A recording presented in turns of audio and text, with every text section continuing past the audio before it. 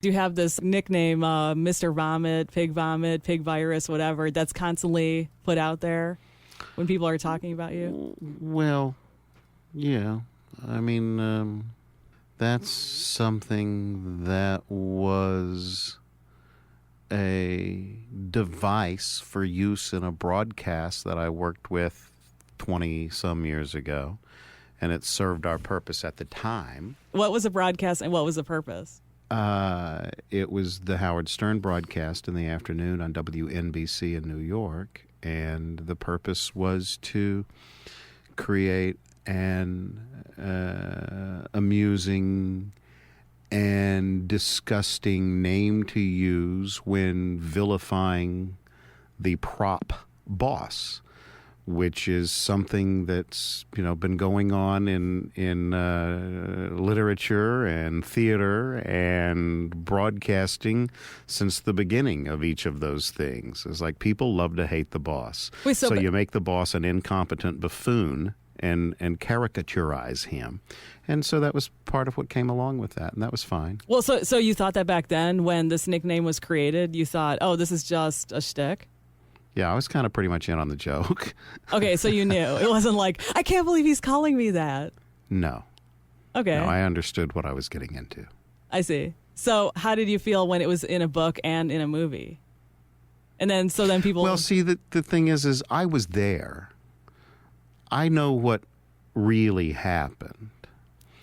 And so I know that the book are the recollections of one member of a relatively large group of individuals working together on a number of different simultaneous projects, although, clearly Howard was more focused on his program. I was working on a lot of different things.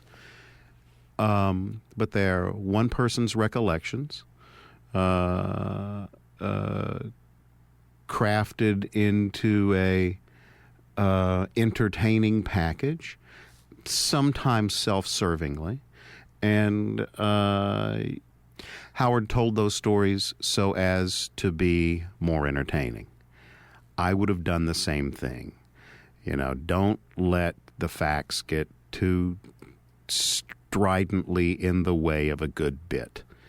And so the first generation of the recollection, which isn't Sir Winston Churchill's History of the English-Speaking People.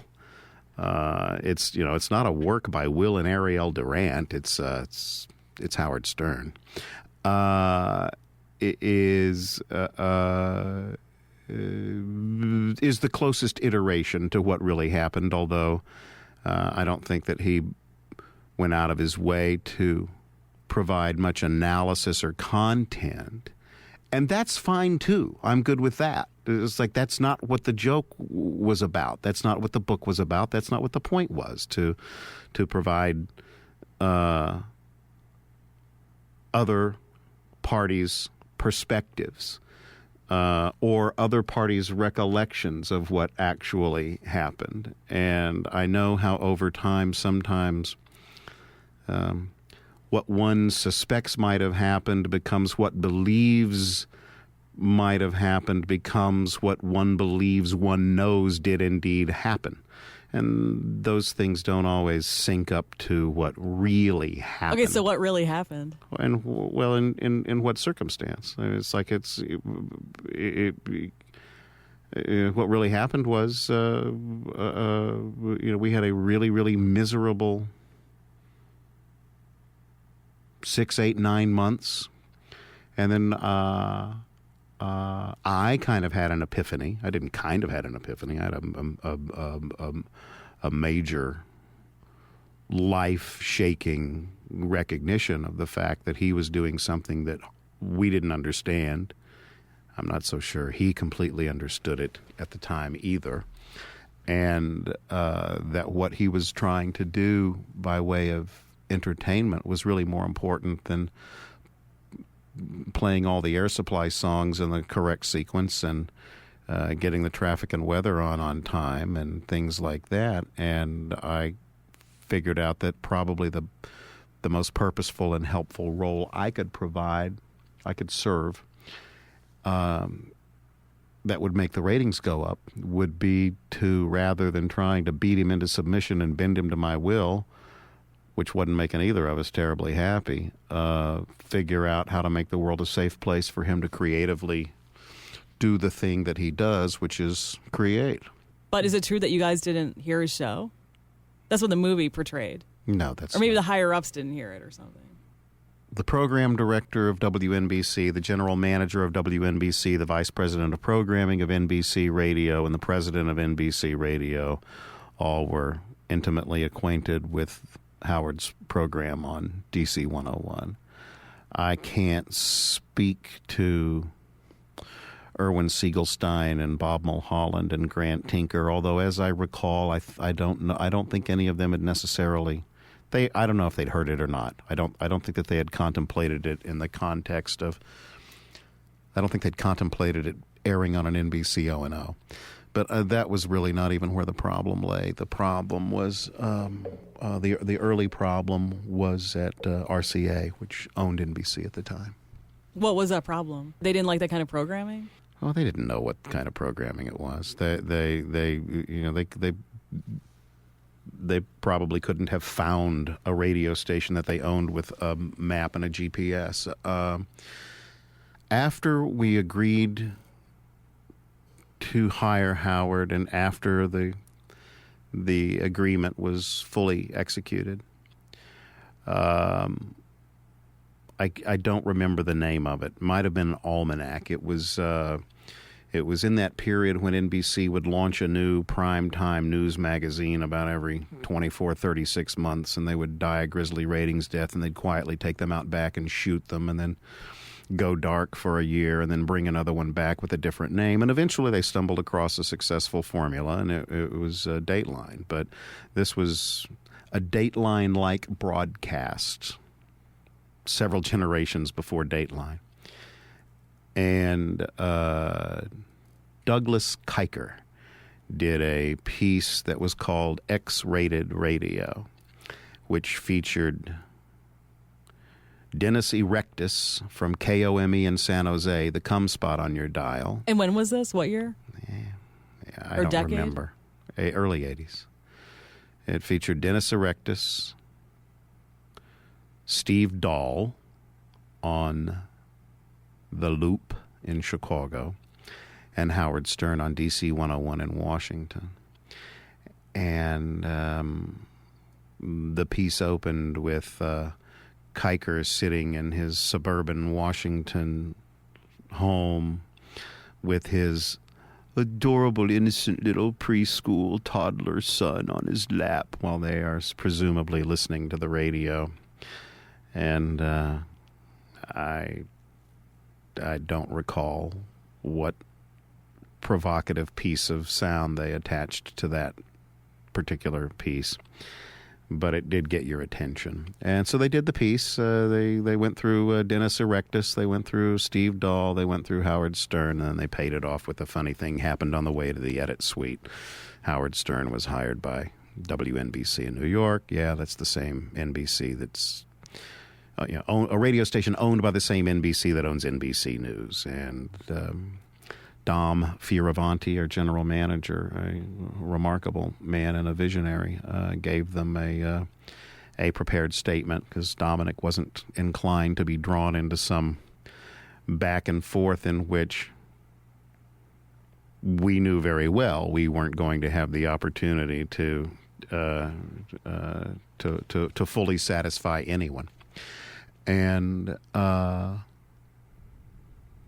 then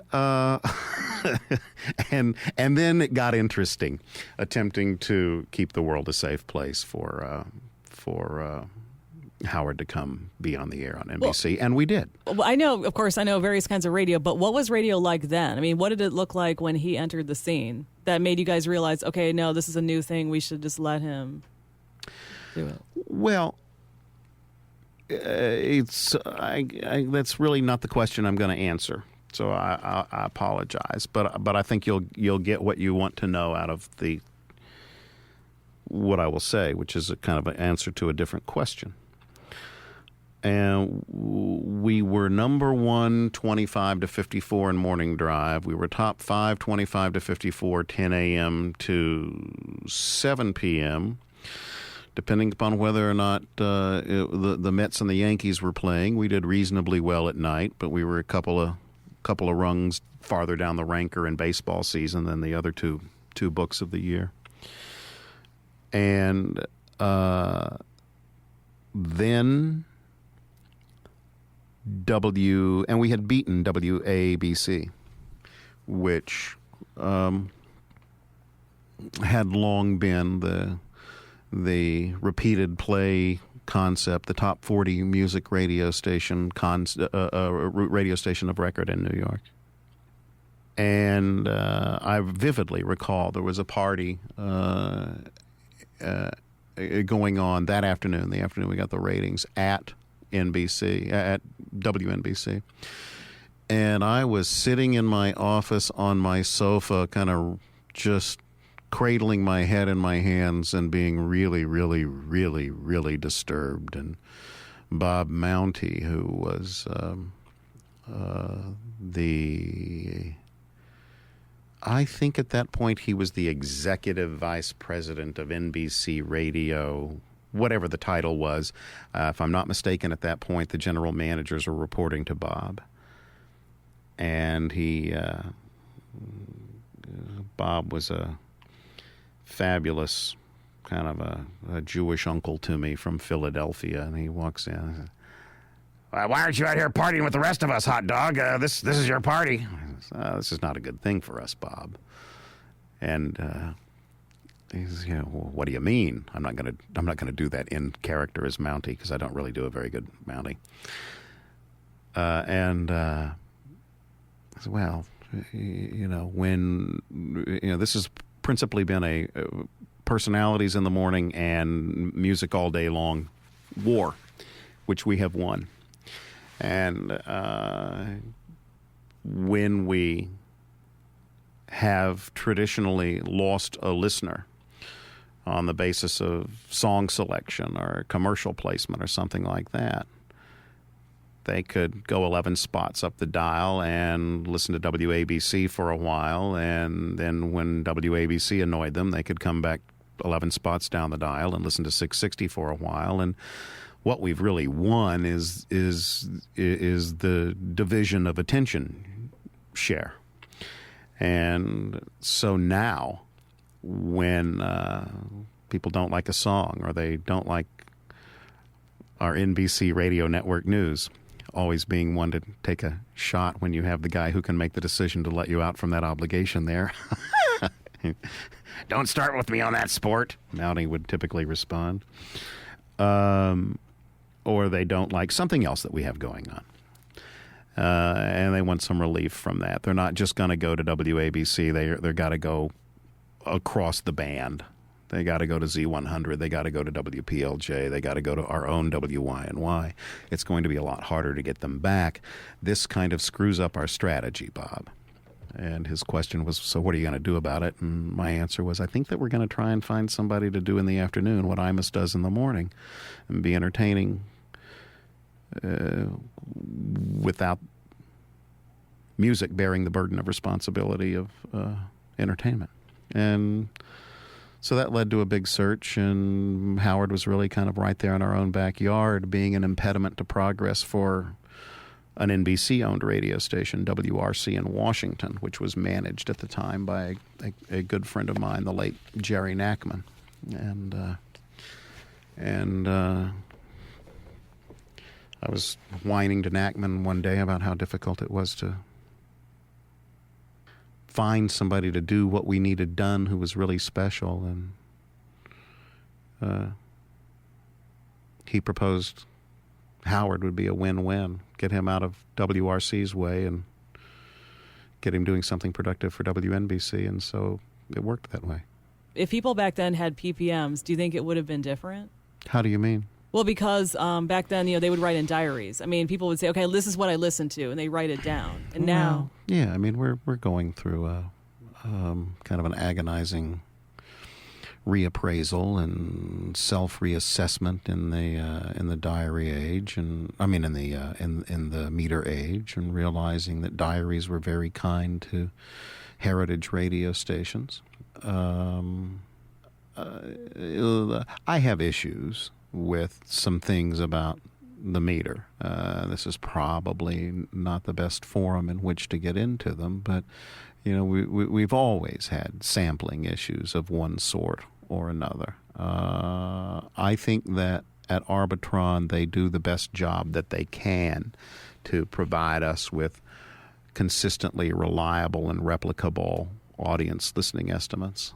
But they are estimates, and consistently reliable and replicable doesn't mean reliable and replicable without flaw 100% of the time. And some of the sampling issues have gotten our attention, and some of the distinctions between the diary, the way the diary works and the way the meter works, have been disturbing to some broadcasters because they've understated the audience. And I think that some types of radio that cater to a well-identified, well-focused group, most pointedly certain minorities, those audiences have known that they were voting with the diary, that they were voting for the programming that they liked. And the vote might manifest itself in a report of more listening than was actually going on. And I'm not judgmental about it. I just think that that's what we have seen to be the case. And I've worked in urban radio. I loved working in urban radio. Where did you work in urban radio? Jacksonville, Florida, WSOL, WZAZ, and WJBT. We kind of had the whole portfolio, and I worked with fantastic human beings, and it was just so exciting every day. It's very, very, very... talking radio and urban radio are arguably the most dynamic. They just change every single moment of every day. And we had a very young, targeted, very aggressive, probably frightening to many people, hip-hop-based radio station. And on the high end of that, we had a kind of a smooth classic soul R&B sort of radio station, and those were both FMs. And on the high end of that, we had an AM all-black gospel radio station, and each was huge in its own right. And then you put those three together, and that trombo was pretty stinking awesome. And I worked with one of the most remarkable programmers I've ever known there, Doc Winter, and had a series of just kick-ass general managers, Bruce Demps and Ralph Christian and Lee Clear, all three of whom were working for those guys was a delight, and I would do it again. But what to you makes a good programmer? I don't know. You can't be right in the head. I mean, and also, how do you know how to program a station? I mean, how do you know if somebody knows how to program a station? Well, many of us have been fooled. For sure, Margaret. I've hired some people that, as it turned out, weren't exactly Marconi. I think it depends. And I think it depends upon what the assignment is. And I think that there are certain types of radio in which maybe almost as big one of the most important pieces of it can be to be a part of the audience. I know when I became a program director, I was 22. And I was programming top 40 radio stations. And, there was a good 10, 12, 15-year run there. Hey, where was that? When you were 22? In New Orleans. and then I programmed in San Diego for a while when I was 22. Then I had a birthday, and then I programmed in Philadelphia when I was 22 and 23. I programmed in Chicago when I was, I think, about 25. But at any rate, I was just kind of explaining it through the wonderful prism of Kevin, which is that it's easier when you're in the audience to whom you're programming, and you cannot realize. I think that often young programmers who are programming to young audiences don't recognize what a great advantage it is to be a member of the audience to which you're trying to relate with your radio station. But you have to pay attention. You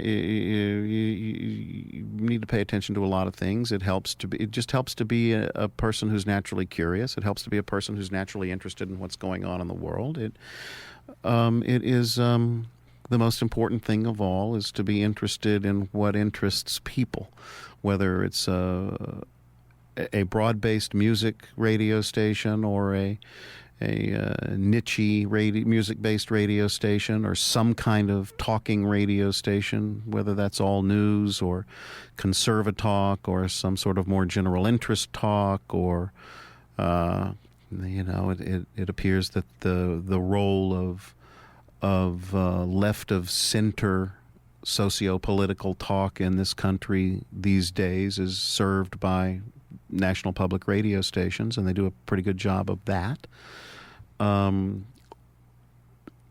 The most important thing, I think, is caring about the things that are important to people who do listen to your radio station, people who might listen to your radio station, because these things are never static.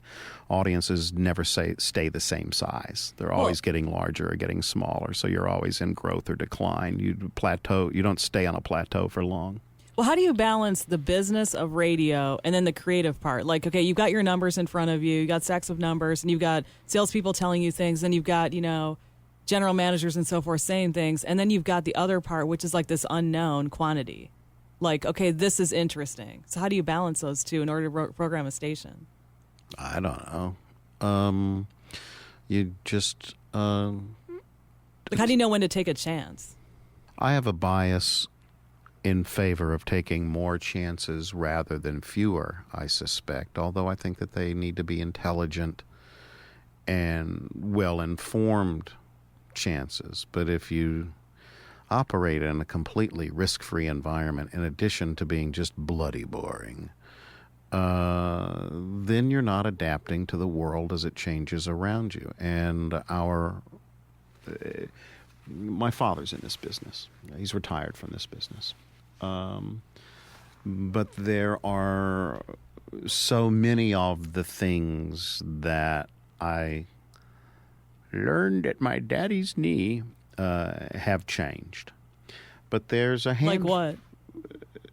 I mean, when was he programming? Was he programming? He programmed in New York. He was a national programmer for a company called Southern Broadcasting, which was in Phoenix, Houston, Winston-Salem, Raleigh, Durham, and Birmingham, and Tampa, I believe. And then that later became Hart Hanks, and then that later became Edens, or parts of it did. He was in... he programmed and general managed in Milwaukee. He and Bob Collins. He was about a half a demo click older than Bob Collins, but they had Milwaukee in common. But the things that have not changed are, in many respects, smaller in number than the things that have. And for sure, I believe that among the handful of things that are absolutely now as they were in 1965 are that the best way to do well is to identify an audience and then hold up an accurate mirror over that audience with your radio station and reflect its cares and concerns and thoughts and fears and desires and aspirations back to that community that you're targeting, and that there's enormous power in one person speaking to one other person on the radio, and that listening to the radio is essentially a solo practice. It's a solo activity. Even if you may have multiple people listening to the same speaker at the same thing, carpooling, for instance, it's still, I'm listening one at a time.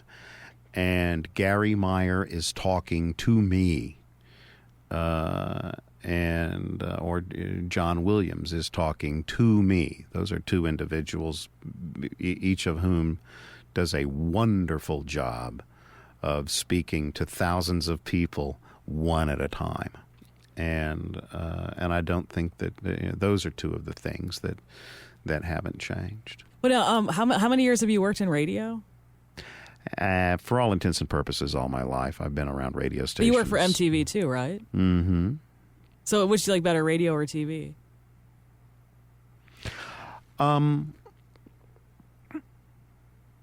At the time I was in television, I really wanted to get back into radio.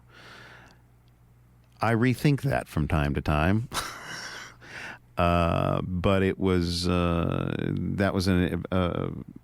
So why do you like radio better than television? Well, I'm not saying that I necessarily do, but at the last time I made the choice, it was what I wanted to do, and it had much to do with the feel of one's own hands on the wheel, as opposed to kind of programming MTV was sort of like doing it with your hands all taped up, shoved into oven mitts inside cardboard boxes on the steering wheel.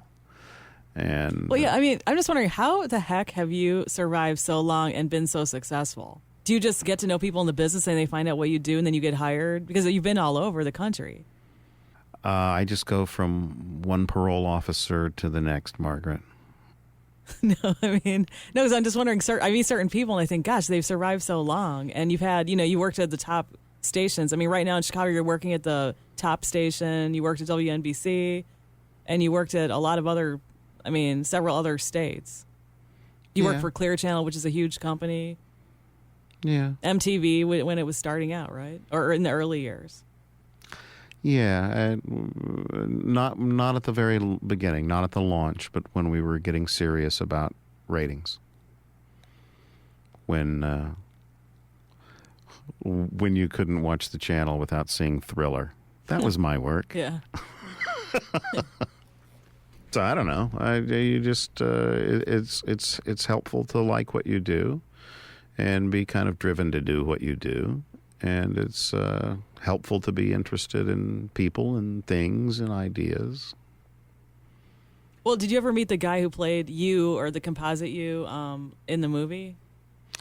Paul Giamatti. I've not met him in person. We've spoken on the telephone. Some friends put us on the telephone together one time after they had interviewed him on the radio, and he said he had no idea that there was an actual person, or he would have wanted to come do some research. And I asked him, well, Paul, don't you think that the accent was kind of a little bit over the top? Yeah, right. Do I really sound quite that much like a hayseed? Well, were the other guys, the other two guys he was representing, did they have Southern accents? I don't know who the other two were supposed to. I don't know who they all were. Shoot, I forgot. It was kind of Hayes and somebody else. Yeah, but see, that's not the John Hayes was rolled up in the. John Hayes was the general manager who followed Dom Fioravanti. So I think that there was a general manager, and he was a composite of John and Dom and maybe some others. I don't know. I seem to be far less hung up on all of that than many other people are. It's because it's an infamous thing. Because when you came to Chicago to take over WGN, people said, "Oh yeah, this is a guy who was portrayed as Pig Virus," and I didn't even know what that meant. I mean, I had to look into it. So back then, and how'd that work out for you? What'd you find? I didn't reading the book. Well, my sister loves Howard Stern. I mean, me too. Yeah. Well, whenever I go to LA, that's all she listens to. So she, of course, she has both his books. I read one of them, and then I saw the movie. But I don't have a negative experience, but then again, I'm not here all the time to be exposed to stuff, but it's not like it doesn't match up to what I heard or what I read or anything. It's just a bunch of drama. It's entertaining, though, Yeah. isn't it? Yeah. That's, I think, what his point was. It's not history, it's entertainment.